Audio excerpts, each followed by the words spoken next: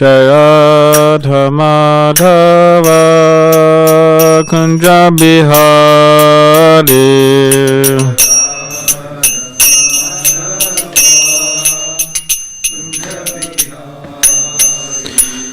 Radha Madhava Kunja Bihari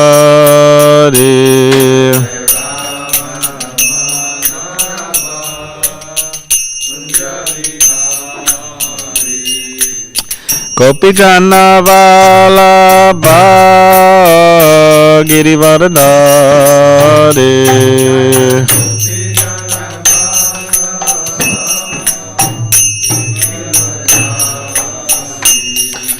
Gopi Jana Vallabha Girivardhari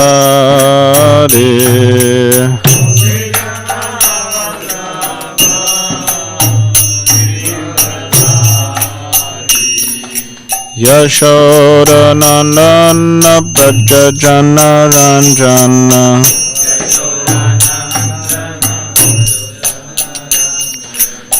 Yashoda Nandana Braja Jana Ranjana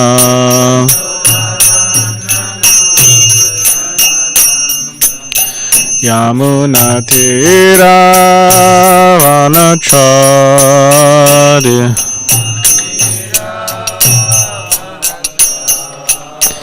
Yamuna Tira Vanachari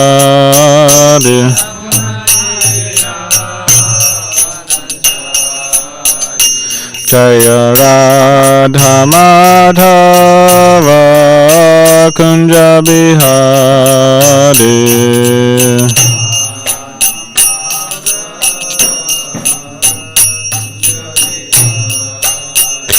Jaya Radha Madhava Kunja Bihari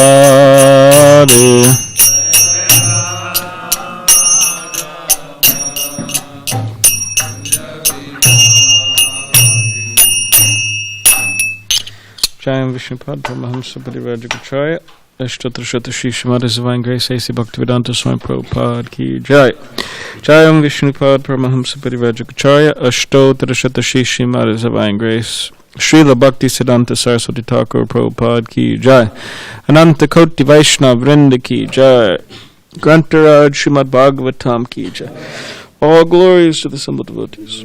All glories to the assembled devotees. All glories to the assembled devotees. All glories to Shri Guru and Shri Gauranga.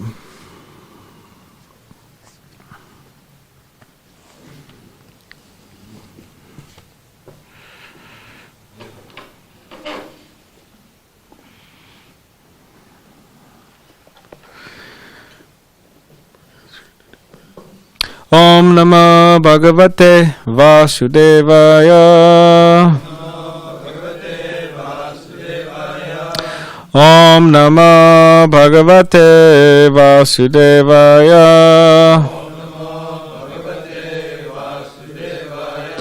Om Namo Bhagavate Vasudevaya.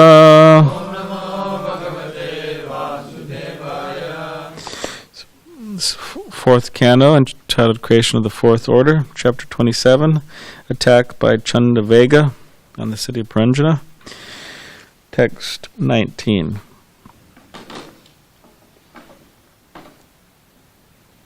Kalasya duhita kachit Trilokim varam ichati Paryatanti na barhishman Pratyanandata kashtana Kalasya duhita kachit Trilokim varam ichati Paryatanti na barhisham Pratyanandata kashtana Kalasya duhita kachit Trilokim varam ichati Paryatanti na Barhishman Pratyanandata Kashchana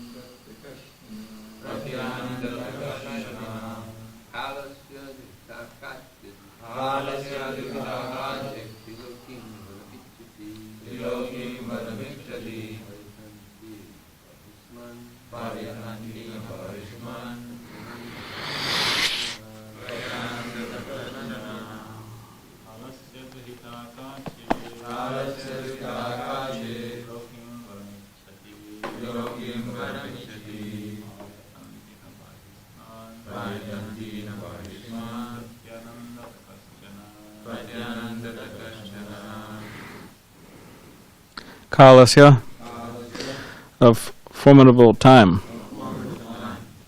Duhita, the daughter. Kachit, someone.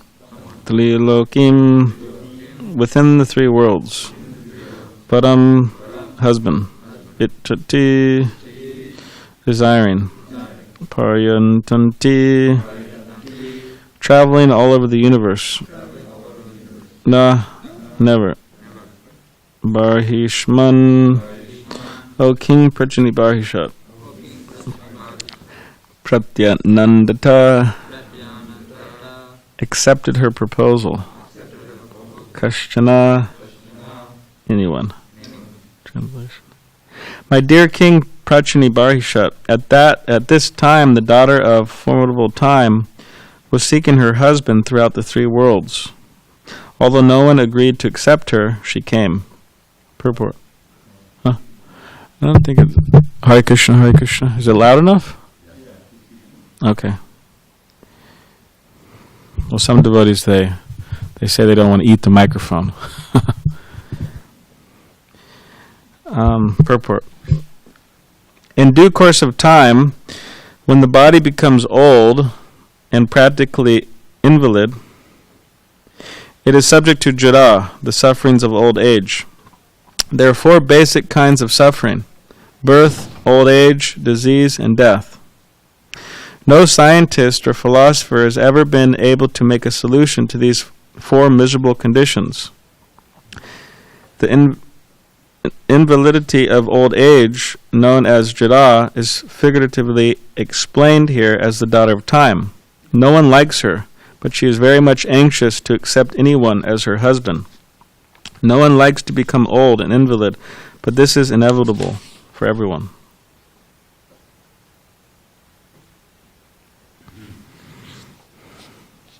So I'll just read one more. It's like 20. The daughter of time, Jara, was very unfortunate. Consequently, she was known as Durbaga, ill-fated. However, she was once pleased with a great king, and because the king accepted her, she granted him a great benediction. Purport. As Bhaktivinoda Thakur sings, Sabha Sukha Bhagala, all kinds of happiness disappear in old age. Consequently, no one likes old age, or Jara. Thus, Jara, as the daughter of time, is known as a most unfortunate daughter. She was, however, at one time accepted by a great king, Yayati. Yayati was cursed by his father-in-law, Shukracharya, to accept her. When Shukracharya's daughter was married to King Yayati, one of her friends named Sarmishta went with her. Later, King Yayati became very much attached to Sarmishta, and Shukracharya's daughter complained to her father. Consequently, Shukracharya cursed King Yayati to become prematurely old. King Yayati had 5 youthful sons, and he begged all his sons to exchange their youth for his old age. No one agreed except the youngest son, whose name was Puru. Upon accepting Yayati's old age, Puru was given the kingdom. It is said that the two of Yayati's other sons, being disobedient to their father, were given kingdoms outside of India, most probably Turkey and Greece. The purport is that one can accumulate wealth and all kinds of material opulences, but during old age one cannot enjoy them. Although Puru attained his father's kingdom, he could not enjoy all the opulence, for he had sacrificed his youth. One should not wait for old age in order to become Krishna conscious. Due to the invalidity of old age, one cannot make progress in Krishna consciousness, however opulent he may be materially.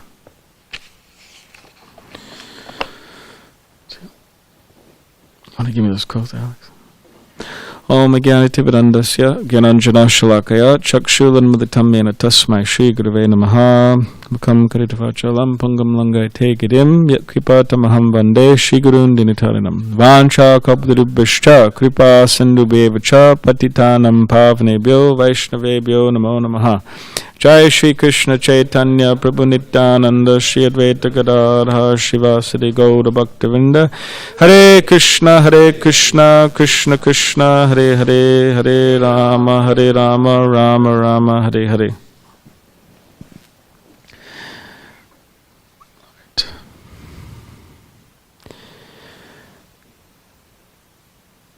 So people think that so many things are important, so many things are pressing, so many things are urgent, need to be taken care of throughout the world. There's so many things people think is urgent. And a lot of the times they spend their life, people spend their life engaged in so many different activities, urgent or important activities. And then they become old, and they think, oh, I spent so much time, I wasted so much time. So this could also happen to devotees.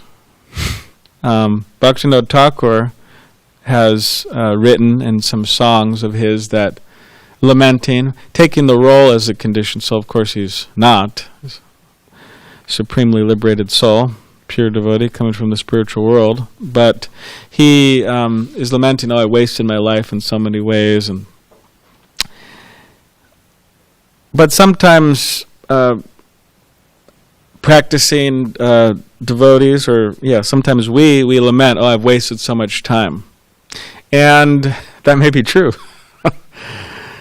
I mean, at least even if we came to Krishna consciousness before, maybe we came in our early teens or our 20s, we wasted a lot of time not engaged in Krishna consciousness. And then even after coming to Krishna consciousness, it doesn't mean that no time has been wasted. There may have been time wasted as practicing, So we don't want to be in that category of like old, like the body becomes old, but we don't exactly, we know for sure that we wasted a certain amount of time that we shouldn't have, or that we didn't take it as seriously as we should have. That's what I'm talking about. We didn't take it as seriously. So there's a nice quote. This is from a lecture by His Holiness Devamrita Swami. And I got this quote many years ago. Well, not so many years, but 2009. One brahmachari here, his name was Jai Shachinandana, so he sent an email out to the brahmacharis. So this is a quote from Devamrita Swami's talk he gave. So it's in relation to this. So in Krishna consciousness, we never want to hear, leave me the way I am. It may not be the best now, but in the future it will be different. Leave me the way I am. It is kind of sad to hear that. so people say, oh, leave me the way I am, like, back off, don't push me.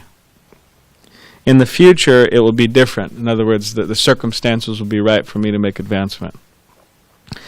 It is kind of sad to hear that. Don't try to transform me now. Just leave me the way I am, things will work out.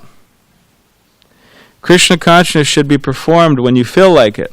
Because sometimes people think, oh, Krishna consciousness should be performed when you feel like it. Then it is real bhakti. I'll just wait till I feel like it then.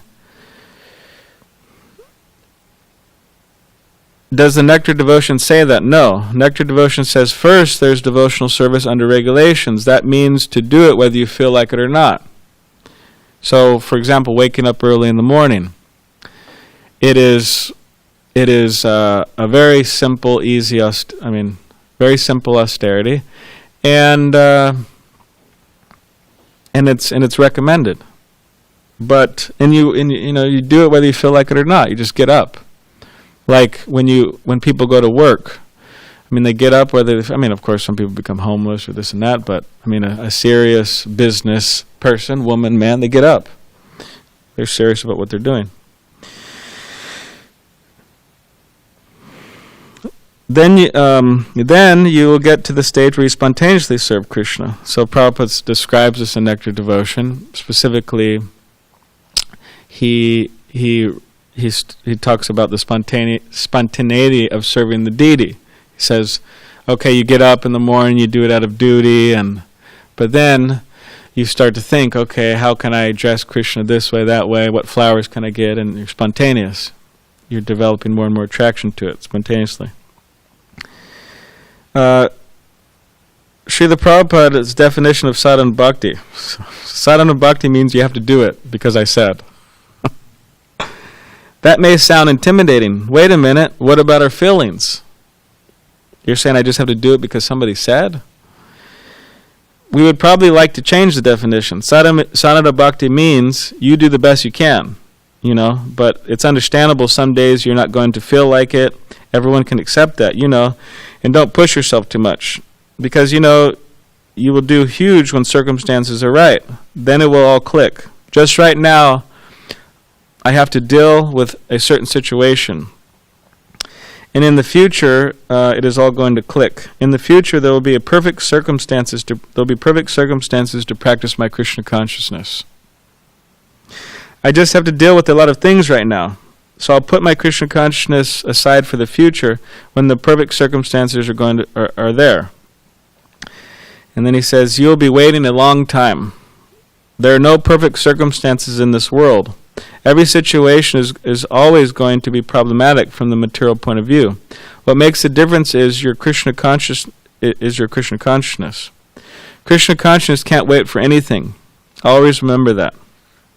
This was Srila Bhaktisiddhanta Saraswati Thakur's reply when Srila Prabhupada first met him as a student and a member of Gandhi's movement. Our Srila Prabhupada argued or presented, yes, Mahaprabhu's message is the cure for all the world's problems, but nobody will take it seriously as long as India has no independence. Therefore, first we must strive for independence and then we can preach. What was Srila Bhaktisiddhanta Saraswati Thakur's reply? Krishna consciousness is so important it can't wait for anything. We should remember that. And Thakur also explained, you will never get independence. You always have to depend on someone or something. Independence in this world is a dream. Now, instead of feeling put off by that reality, why not investigate this? Investigate why Krishna consciousness is so important. Can't wait for anything. Once you begin this investigation or reinvestigation of something you already know, but due to the passing of time, bodily complications, the phases of life, you put spiritual life aside just a little bit, still believing in Krishna, of course, but just dealing with daily practical reality. That requires reinvestigation why Krishna consciousness can't wait for anything. If it is investigation you do, I think we need some editing here. Because this devotee, I think he, I think he, English isn't his first language.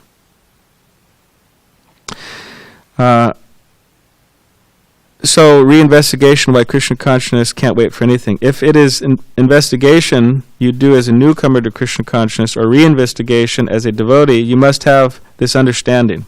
Krishna consciousness is so important it can't wait for anything. Anything means anything. Put a list of all the things. So you have a list. Okay. Why Krishna consciousness can wait. I don't know, people think, yeah, I'll preach when I take sannyas, or I'll become Krishna conscious when I become a senior devotee, or I'll become Krishna conscious when I get married, people think, or whatever it is. There's so many reasons why they try to, why devotees will say that, okay, in the future I'll be doing better, I'll be doing more, I'll be doing what I'm supposed to do. Well, why not now? So put a list of all those things why Krishna consciousness could wait, why preaching could wait. And then take that piece of paper, crumple it up, and toss it in the trash. Toss it away. What do you think? That is why we try to educate devotees,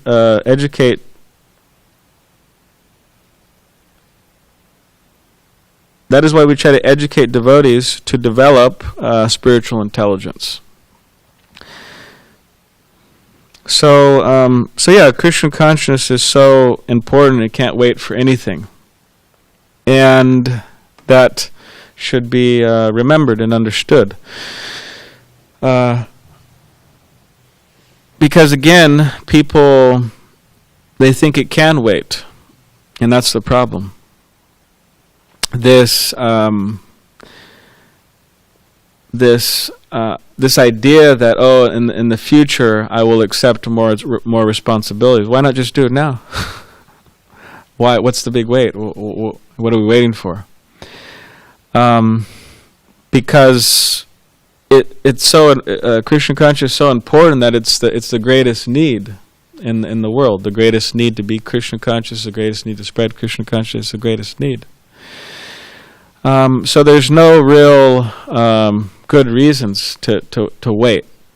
And when I talk about wait, it's like there's certain steps that we're all on a particular, we all have an individual path, an individual journey, in the sense that we all may have different steps we need to take in our spiritual lives. And a lot of the times we know what those steps are. Like some people's steps is they need to get closer to initiation. First initiation. That is a step. And waiting around forever, it's... Of course you don't want to do it passionately, but it is urgent. And some people's... They need to, or some devotees need to take a step towards second initiation. Some devotees need to take a step into becoming temple president. I don't know. It's a big complaint in our congregation, actually. But some devotees need to take a step in increasing their number of hours of book distribution. Some devotees need to take a step in increasing their days of book distribution. Some devotees just need to go distribute books. Some devotees, whatever, reading more, chanting more, whatever it may be. There's so many things. And if we're a little self-reflective, or maybe we may not be able to clearly understand what we need to do, therefore we have other devotees. We should always check with other devotees anyways, but we get indications what we need to do. What's the next step? And that's what a devotee should be always thinking. What is the next step? Or else you think, okay, well, what am I doing here? Am I wasting my time? Maybe I should just, whatever, join the army or something. Maybe it'd be more fun. I don't know. People have so many ideas. Maybe I should just go and try to enjoy nightlife in downtown. People have so many ideas. But it should be, it is, Krishna consciousness is dynamic, it is enthusing, it is wonderful. And if we're making steps towards the particular direction we need to go, then we will see it like that. It should never be static. So this, this sloth or lethargy in devotional service, it is not at all innocent and is not at all cute. It's actually evil. And it is this sloth and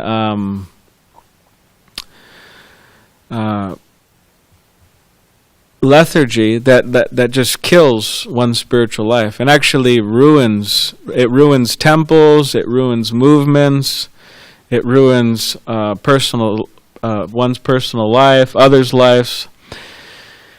So yeah, it's evil. Now, how do we overcome this lack of, and what I mean by sloth, lethargy, it means lack of enthusiasm. It should be very enthusiastic. Utsaha nishtaya darya tat karma pavartanat sangatyagat satovite shadbir bhakti prasidati. So undoubtedly, pure devotional service, undoubtedly the success is assured by enthusiasm, confidence, patience, all those different things in the nectar instruction. But enthusiasm, of course, with that enthusiasm, it can't just be like blind enthusiasm. We have to have enthusiasm based in faith. It means faith in the spiritual master, which is the very basis of our success. That's what Prabhupada said his success was. He had full faith in the orders of his spiritual master. So, so in other words, when one engages in devotional service, kirtan or japa or book distribution or hearing and chanting about Krishna or reading, whatever it may be, any devotional service, it should be very enthusiastic. And then the result will be there. Namely, us developing our Krishna consciousness. And amongst devotees, it's a common thread or common discussion or inquiry. How do I overcome my difficulties? How do I there's certain things that are holding me back. Well, you have to become more enthusiastic. We have to become more enthusiastic. What other way? But specifically here, Bhakti Siddhanta Saraswati Thakur in this book, this wonderful book here, A Great Labor of Love by His Holiness Bhakti Vikas Swami. He mentions, so it says, whenever devotees inquired how to improve their bhakti and overcome anarthas, it's a common thing. Maharaj, how do I increase my bhakti? How do I overcome anarthas? Prabhuji, how do I increase my bhakti? How do I overcome my anarthas? Right? Very common. Wherever you go in the world. He usually stressed the need to chant faithfully. So the question is, are we chanting faithfully? We should ask ourselves, are we chanting faithfully and offensively? Are we chanting offensively? Quoting Lord Chaitanya's statement. So next time somebody asks us, how do we increase the bhakti and how to overcome anarthas, we just, from a Lord Chaitanya statement here, Iha hoite sarva siddhi hoiba sabar. By this alone, all perfection will come, by chanting. He advised, chant the Maha Mantra loudly and with attachment. That will drive away inertia, worldly ills, and disturbances. He maintained that chanting the Lord's names is tantamount to directly seeing Him. The Lord and His name are one and the same. Chanting the holy name is equivalent to directly experiencing Him. He always emphasized Harinam as the topmost sadhana. So here's a very beautiful quote from him. To make us wholly devoted to Krishna's name, Sri Gaurangadev, the combined form of Sri Radha Govinda, came to this world. But if we disregard his teachings and show no interest in Sri Nam Seva, we will never attain auspiciousness. Sri Nam Sankirtan is the best sadhana. If other sadhanas help us in Krishna Sankirtan, then they deserve to be called sadhana. Otherwise, they are simply impediments to sadhana. Sri Krishna Nam Sankirtan is the emperor of sadhanas. It is the only infallible sadhana capable of bringing us to siddhi, perfection. Sriman Mahaprabhu did not speak of teaching archana, deity worship. But in Shikshashtaka he taught Nam Bhajan, worshipping the holy name, the process. Although in Kali Yuga other limbs of bhakti should be performed, they should be accompanied by bhakti denoted by kirtan. So when Bhakti Siddhanta Saraswati Thakur would, again be asked, how do I overcome, how do I make advancement, he would say, faithfully chant the holy name, and faithfully and offenselessly.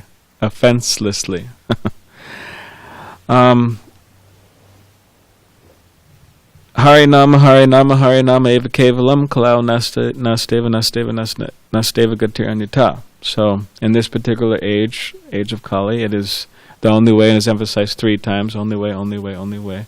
One can attain spiritual realization is by chanting the holy names of Krishna. So, we shouldn't wait.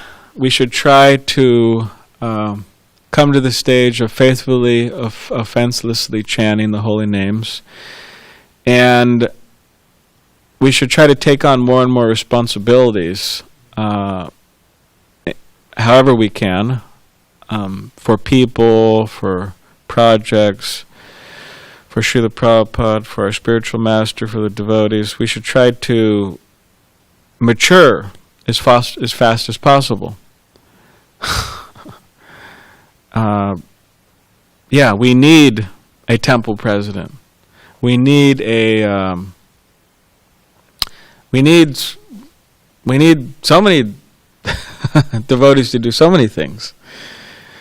We need devotees to lead enthusiastic kirtans. Of course, it's happening. We need devotees to give class. We need devotees to cook the Sunday feast. We need devotees to Sunday feast. We need devotees to distribute books. We need devotees to become mature, become learned in Scripture. And in this way, this is the best thing we could actually do with our life. But if we just kind of all put it on the back, like, we leave everything to the older devotees, it's not good. It's a bad policy. Extremely bad policy. Why? Because sign up for the GBC, Srila Prabhupada, COVID, strategic planning. I'm not making fun, but I'm just saying, long name. Emailing list. I don't know how I got on there, but they send me emails, but somehow they got in there. I don't know. So you sign up for that, and so many, this sannyasi's got a heart problem, this sannyasi and his legs and arms can't move, this person just passed away, this person's sick with cancer. A lot of older devotees, largely. And on and on and on throughout the years, it's like increasing. Okay, another memorial program, another one's sick, another one's sick. When devotee was telling me in Alachua, where there's a lot of Prabhupada disciples, saying that, because there's so many there's so many of them, And a lot of times we don't hear about them because they're not so famous or well known. But so what I'm saying is that devotees of the youth, you could say, or the need to rise to the occasion and take it seriously. And of course, we want to take as much association as possible with the devotees, the older devotees, and but it's a bit of a shifting. As time goes on, there's shifting happening in the sense that, like Prabhupada would say all the time to his disciples, I'm an old man, I could leave any moment. So now it's your the responsibility is in your hands. You have to carry on the Sankirtan movement. So he would say that a lot, or at least sometimes. Now, devotees are starting to tell us that. Like my spiritual master, I haven't heard him say for years something like that to me. But we're meeting, a few of us, him and Laguna Beach, and he said that. He said that once there, and then he said it once recently also when I was meeting with him and Bhajanarayan Swami. So, and it's not to like freak everybody out and spook everybody, but it's just something. Whether devotees stay with us another 20 years, still devotees need to step up in so many different ways. And in this way, this is great if we could do this. Just like Puru, it's mentioned here. Puru was so detached and so spiritually advanced that his father was saying, "Please exchange with me your youth," because the father was apparently not as advanced. And as the son, and the son said, "Yes, father, I'll accept the old age." Now, for someone to accept old age when they're young, I mean, that's really intense. You know, if some devotee was to go up to, and say, "Okay, Bhakti Alex, you're 19, now you become 73." It's no problem. Yeah, spiritual advance, no problem. So,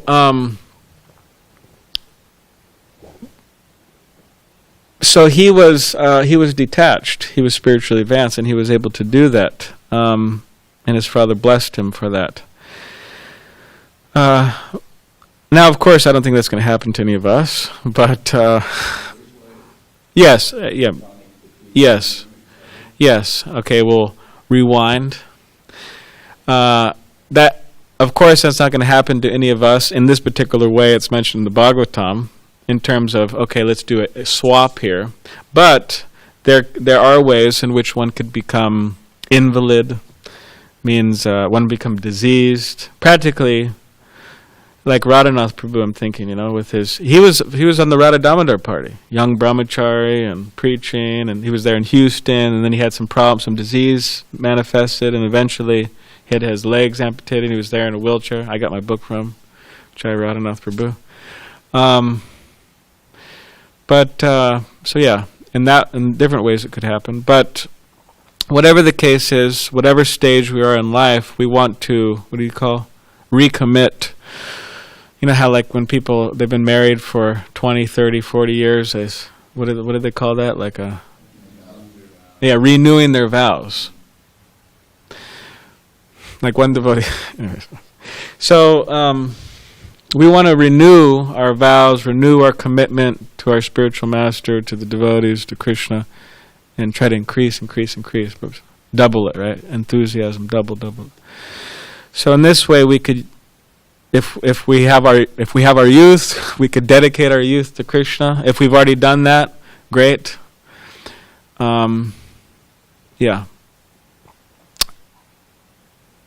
And, okay, does anybody have any questions or comments? Yes, Vijay. This is very unusual. This is an allegory. Yes. All right, I think it's... Okay. It's an allegory, but here he says that it's said that Jara was... the daughter of time Jara was very unfortunate. Consequently, she was known as Durbagha, ill-fated. However, she was once pleased with a great king. Now, this King Yayati, he's a historical personality. So here we have an allegory that's mixing in with a real historical incident. Now, how does that work? However, she was once pleased with a great king, and became the king. And because the king accepted her, she granted him a great benediction. Does anybody have any thoughts on that? Yes.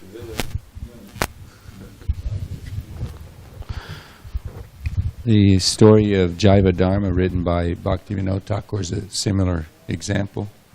The personalities involved, Gopal Guru and Prem Das Babaji or something. Gopal Guru is definitely an associate right after Lord Chaitanya. But they're having conversations, and he writes a story based upon them. But, so that there's precedent there. Yeah. Oh, this is the Bible.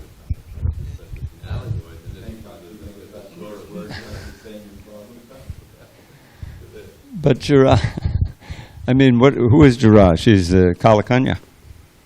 Kalakanya is a real person, but Kalakanya means the daughter of time. So there's always Jara. In other words, that it's not a question of, it's allegorical in that he's telling a story, but he's bringing in real persons and real phenomena here. So the fact that there was also true of Narada is not surprising. And so, I mean, some of the persons in the allegory and the story, as Rajendran pointed out, can be real personalities. This is how you construct it. In other words, because Thakur's, his story, his novel, it's a novel. But as you mentioned, some of the persons there are actually real personalities, and they appear. I'm going to tell you something that's a little bit shocking, but I noticed this the first time I read the Bhagavad, the Chaitanya Charitamrita. I mean, anyone who reads the CC, you know that Lord Chaitanya, especially Anchalila, you know, he goes into ecstasy and then he starts quoting verses and all kinds of verses. Well, some of those verses are from the Bhakti Samrita Sindhu, or from the Govinda Lilamrita. Govinda Lilamrita? Because Krishnadas Kaviraj wrote that. Well, that was written after Lord Chaitanya left the planet. But because they embody the exact mood that Krishnadas Kaviraj heard from Raghunath Das Goswami, Lord Chaitanya is giving, he put, you know, that in his. He said, "Oh, this is the verse." Now it could be that, you know, Lord Chaitanya chanted those same exact verses, but that's not the way it works. And even sometimes he's quoting from the books or the verses that he quotes to Sanatana Goswami about sadhana bhakti. Some of them from the Bhakti Samrita Sindhu, which were definitely written afterward. So the point is that for the sake of the narrative and the impact, and because these are like, you know, such ideal verses and perfect verses, well, yeah, Lord Chaitanya is giving, you know, very concise and perfect instruction. But it doesn't necessarily mean that he used those exact words that are there. So this is a literary device that's used, you know.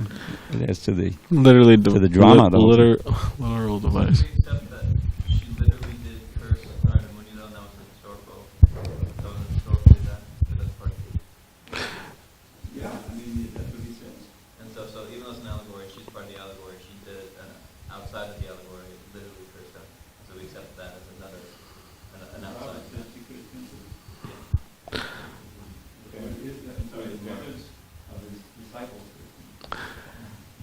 In the past times where the prayers of Lord Brahma in the Krishna book, Prabhupada, when he's writing there, he says in Bhagavad Gita it is said, you know, and whatever, but Krishna was a young boy at that time, so Bhagavad Gita was spoken late, you know, but.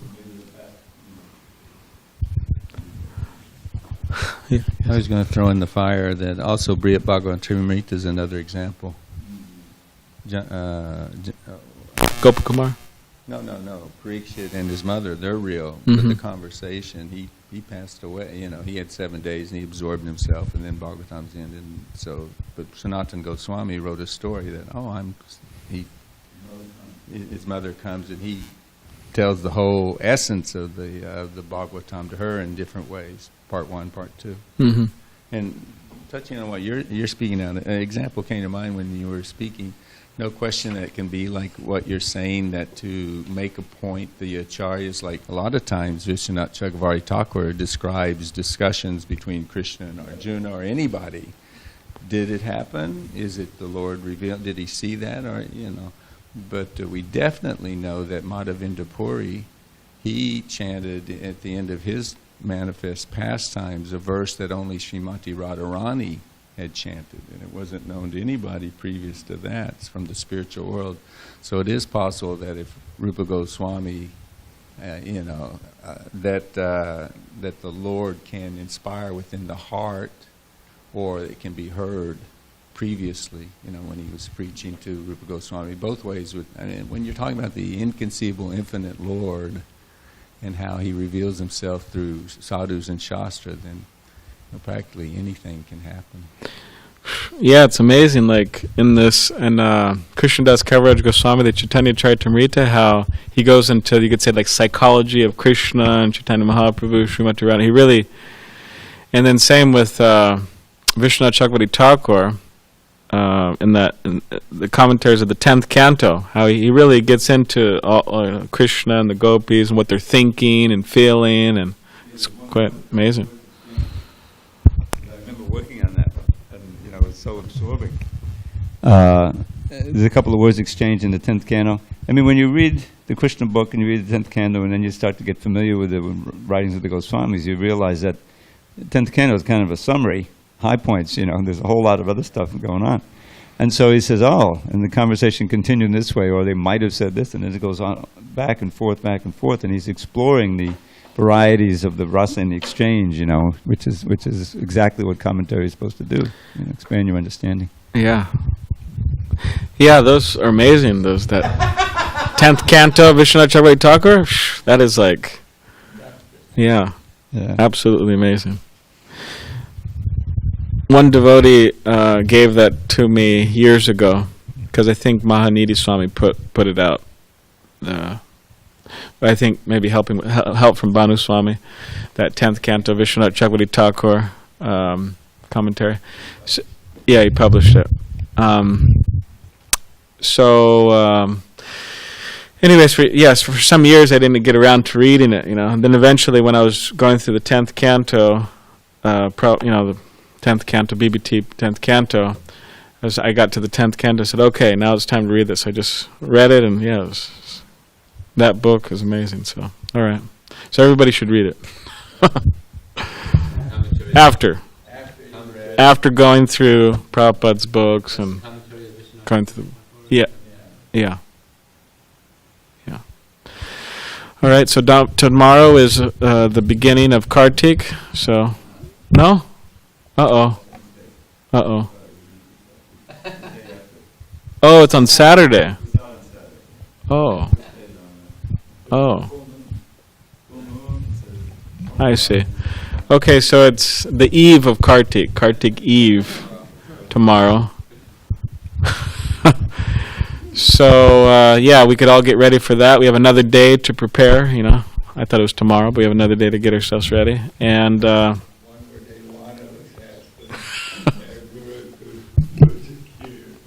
yeah.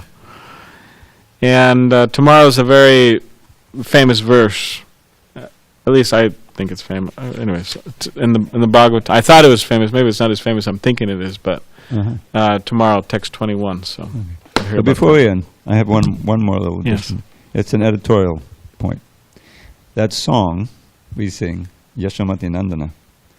The second line, Gopi Parana Dana. There's a mistake in the transliteration here. It says Parana Dana, and I keep hearing it that, It's based on the word prana. Prana, with a dot under the N, which we don't pronounce, but the long A is on the second A. Parana Dana. Gopi Parana Dana, not Parana Dana. You'll see, it's a mistake in the translation. It's a mistake on this board here? Okay. Don't follow the board. Don't follow the board. You got to be careful. You got to be careful when you say that. Don't follow the board. Board members. Well, the board members. Don't follow the board. Yeah, don't follow the board. All right. Granted, Srimad Bhagavatam ki jai.